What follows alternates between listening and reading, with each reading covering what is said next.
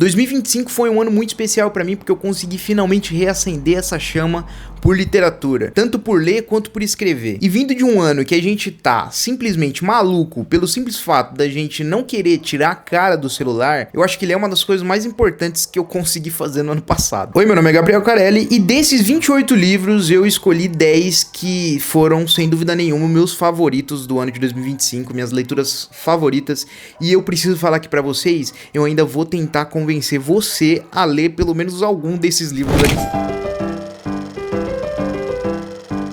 Vamos começar essa lista falando de um livro que me surpreendeu muito porque eu não estou, não estava e nunca estive acostumado a ler romances que são puxados um pouco mais pra comédia ali, sabe? Mas esse livro aqui me surpreendeu muito, que é Como Arruinar um Casamento, da Alison Spett. Este livrinho maravilhoso aqui, e ele me tirou completamente da zona de conforto.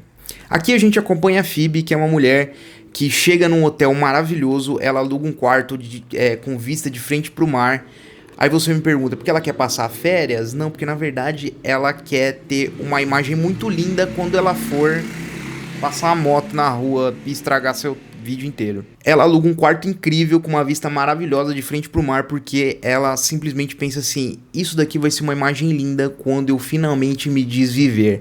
E aí você me pergunta, meu Deus, ela vai, né, fazer aquilo lá? Ela vai, exatamente. Porém, quando ela chega nesse hotel, ela descobre que o hotel inteiro tá reservado para um casamento gigantesco. E ela é a única pessoa que não foi convidada pro casamento. Mas ela começa a interagir com a noiva, ela começa a conversar com ela por simples obra do acaso, e as duas começam a desenvolver uma amizade muito interessante, sabe? As duas são um completo oposto uma da outra, e ao decorrer desse livro aqui a gente vai descobrindo por que a nossa querida Phoebe quer fazer isso com ela. Isso envolve muitas coisas, envolve relacionamento, envolve trabalho, envolve objetivos de vida. Ela começa a ter uma reflexão completa dentro desse livro. Porém, a autora sabe fazer muito bem diferenciar momentos pesados e momentos leves, sabe? Momentos de descontração, momentos que você sente até um quentinho no coração, posso dizer. Então, assim, esse livro aqui é muito bom. Eu marquei várias frases, são muito boas nele. É uma trama muito interessante, os personagens são muito interessantes. É claro, alguns você gosta mais, outros nem tanto, mas sem dúvida nenhuma é um dos livros que mais me surpreendeu, e Como Arruinar um Casamento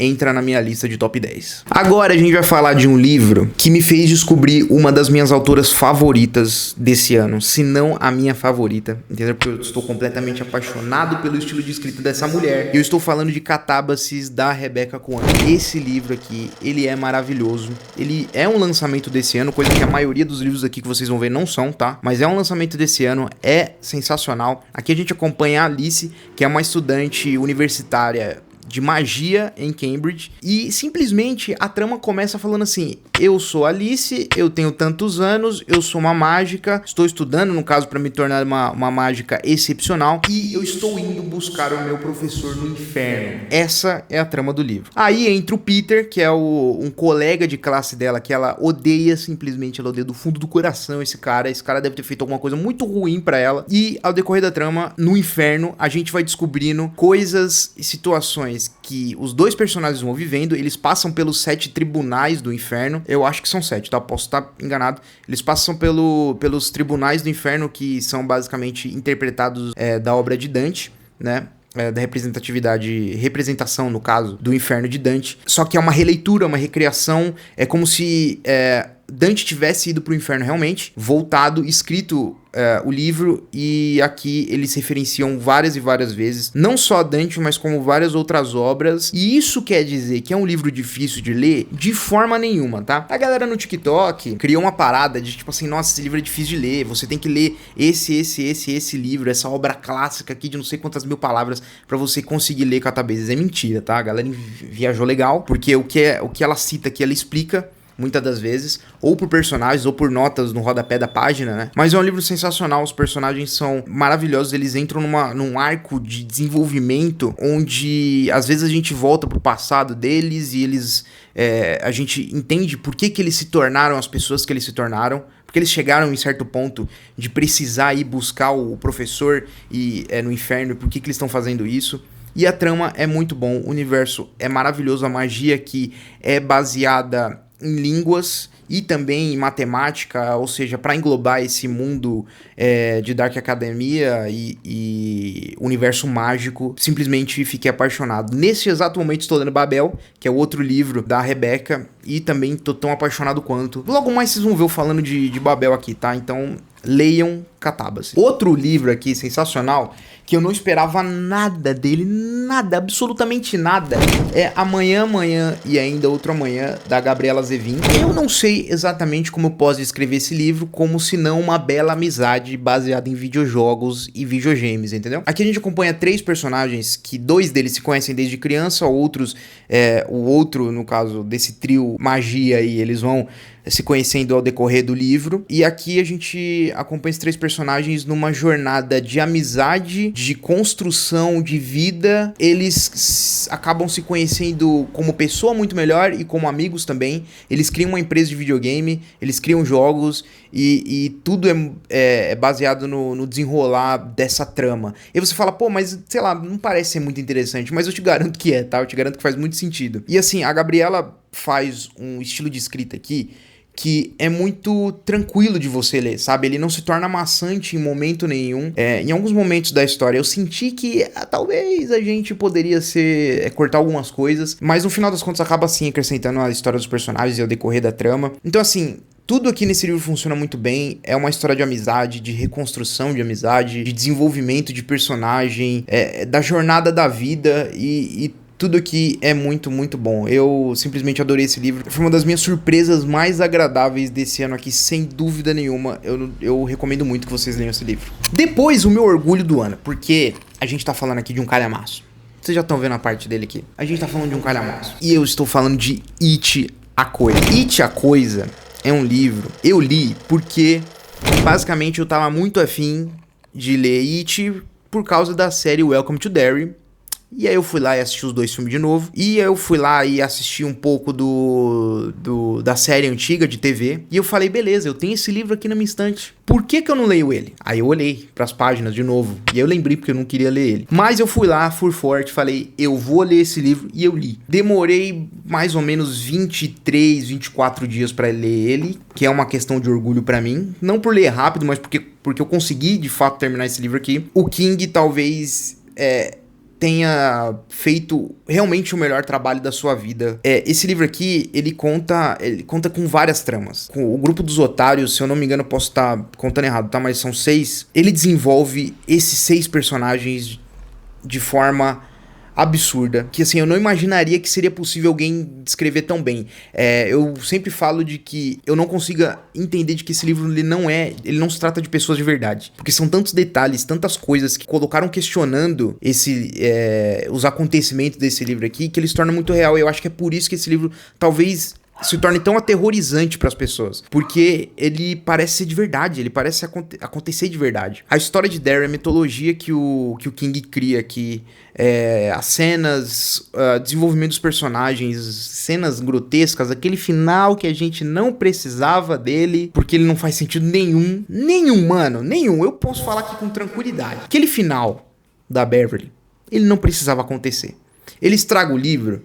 Não, mas talvez aqui tenha entrado naquela parada de que o King não sabe escrever final. Porque realmente é um final, o final do livro ali acontece essas paradas e acaba se estendendo um pouco mais do que deveria, talvez. Mas é uma jornada maravilhosa. Quando você terminar esse livro, eu te garanto que você vai sentir falta dos personagens, você vai sentir falta de ler sobre Derry, sobre a história de Derry. E tudo que a gente vai ver nas próximas temporadas de Welcome to Derry, já tem nesse livro aqui, pelo menos uma base pra que a galera desenvolva lá, sabe? Talvez seja a melhor obra do King que eu li. Eu não cheguei nessa conclusão ainda, pretendo chegar, mas é sensacional. É uma das melhores obras do King. É gigantesco sim, dá medo sim, mas eu recomendo muito. Agora, assim, esse livro aqui foi um livro que me surpreendeu. A estética dele me chamou a atenção primeiramente, depois a trama. E aí eu falei, beleza, eu vou comprar, vou achar. Que é A História Secreta de Donna Tartt. Este livrinho aqui, ele é uma história de Dark Academia também, onde a gente acompanha um personagem chamado Richard e ele vai pra uma universidade. E aí lá ele conhece um grupo de estudo da aula de grego que são pessoas completamente, sei lá, parece que elas não vivem na realidade de tão bizarro que elas são, porque elas parecem ser da alta classe, elas são inteligentes, elas conversam em grego, em latim. A Dona Tartt, numa entrevista dela, ela fala que da maneira que ela interpreta o que é um suspense, né? E esse livro aqui retrata, o começo desse livro aqui, a primeira página, pra ser mais exato, ele retrata exatamente isso. Porque logo na primeira página a gente já descobre que um desses personagens, ele morreu. E a gente não sabe nem quem que ele é. E aí quando a gente descobre quem que ele é, a gente quer saber por quê.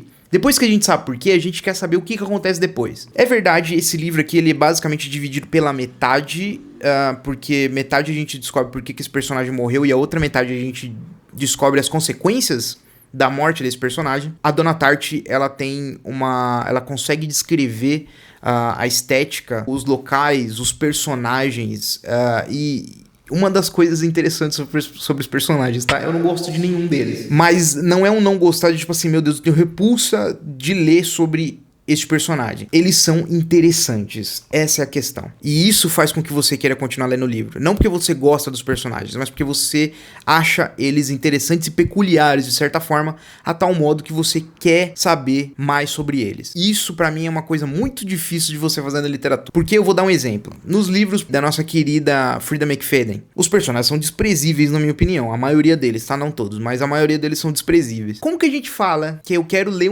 continuar lendo um livro de uns personagens que eu simplesmente não me importo? Aqui tá a resposta. A Dona Tartt escreve de um jeito que eu não sabia que era possível fazer você odiar e querer saber mais sobre aquela pessoa. A trama se desenrola muito bem. Assim, a galera fuma muito nesse livro aqui. A galera bebe muito nesse livro aqui. Eles passam metade do livro fumando e bebendo, entendeu? E fazendo algumas outras coisas, estudando grego e tudo mais.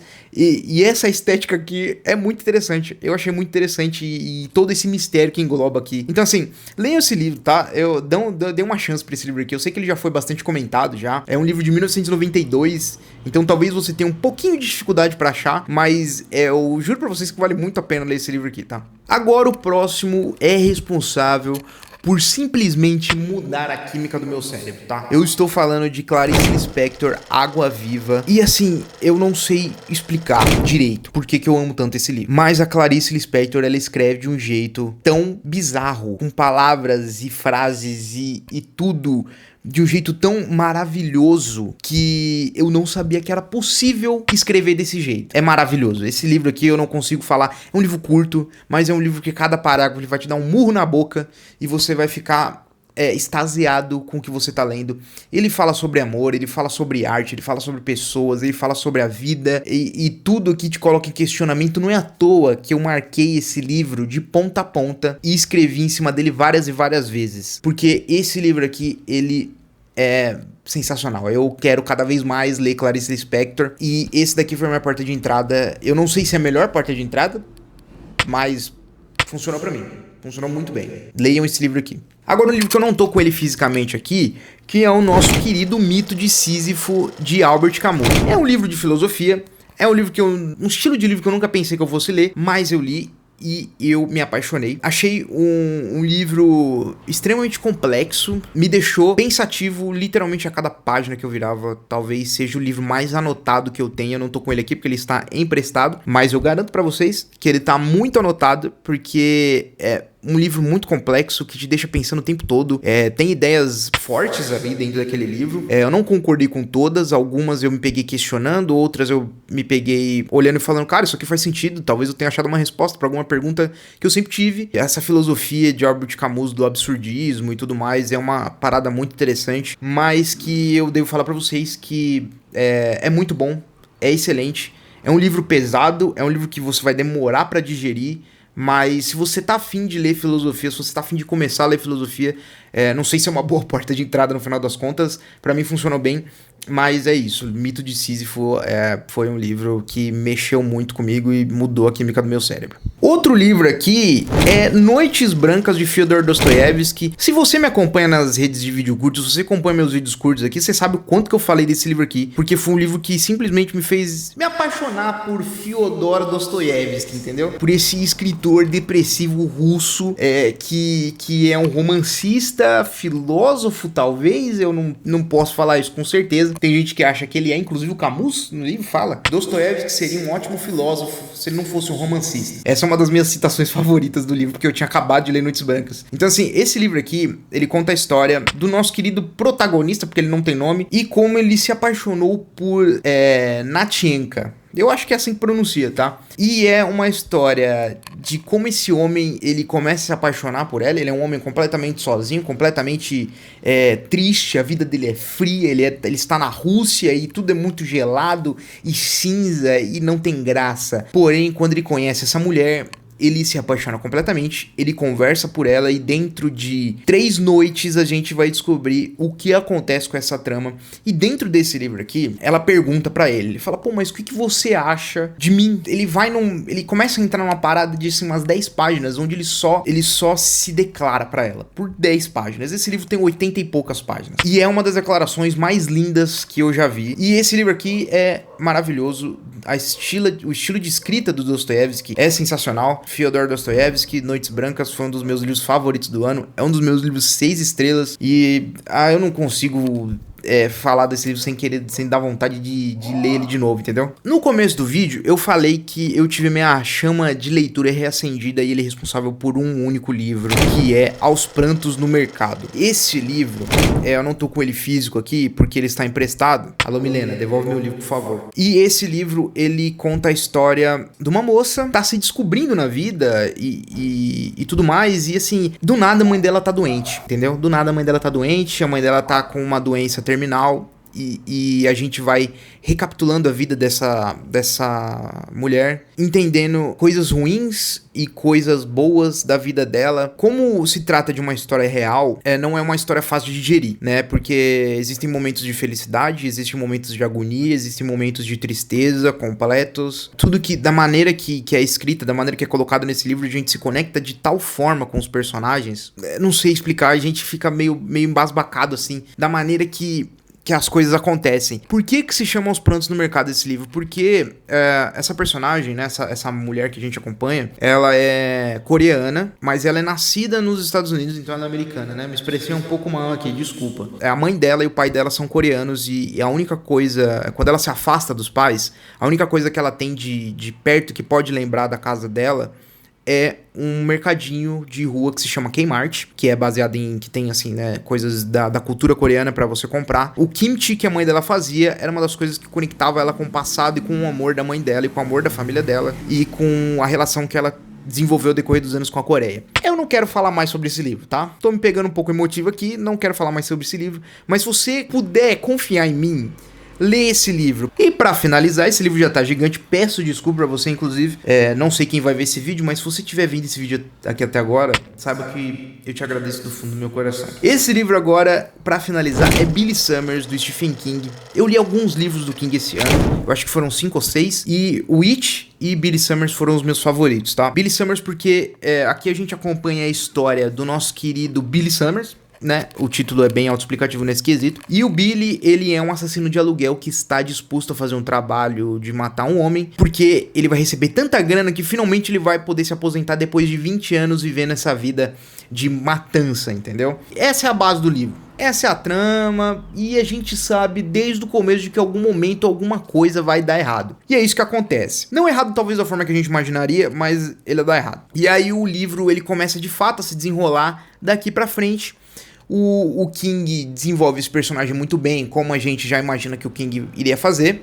E aí, assim, metade do livro é sobre esse trabalho que ele precisa fazer, entendeu? E sobre alguns outros relacionamentos, sobre esse questionamento. O Billy se pega questionando em vários momentos, será que eu tenho que seguir essa vida de assassino de aluguel? E a outra metade do livro, ele se desenvolve com o Billy conhecendo outros personagens que acabam se tornando consequências do que aconteceu nesse último trabalho dele. Eu espero que eu tenha conseguido me expressar do jeito certo. O final deste livro aqui, senhoras e senhores, ele é muito bom. Ele é muito bom, talvez o meu final favorito do King. Esse livro aqui se tornou um dos meus favoritos do King porque ele é muito gostoso de ler, os personagens são bons, a trama é muito boa, tudo funciona muito bem aqui, tá? Então se você puder, leia também Billy Summers, do Stephen King, pelo menos colocar na sua listinha aí, que eu sei que uma hora você vai ler. Então, esse foi o vídeo, eu espero do fundo do meu coração que vocês tenham gostado dele. Eu finalmente tô voltando a produzir conteúdo aqui pro YouTube, porque eu quero que esse daqui seja o espaço onde eu consiga simplesmente pegar os livros aqui e conversar com vocês, entendeu? Porque nas redes de vídeo curto, eu não consigo conversar, é muito rápido. E aqui eu consigo ter um pouco mais de liberdade pra conversar com vocês, isso me deixa muito confortável, porque eu finalmente posso falar desses livros por tempos, entendeu? Posso fazer resenha, posso comentar, posso indicar e posso falar sobre meus livros favoritos de 2026. E aí, se você viu o vídeo daqui, eu quero que você comenta pelo menos um dos seus livros favoritos do ano de 2025. Isso ia significar muito pra mim, porque isso quer dizer que você viu o vídeo até o final. Então, é isso. A gente se vê no próximo vídeo, espero que você tenha gostado e é isso. Falou.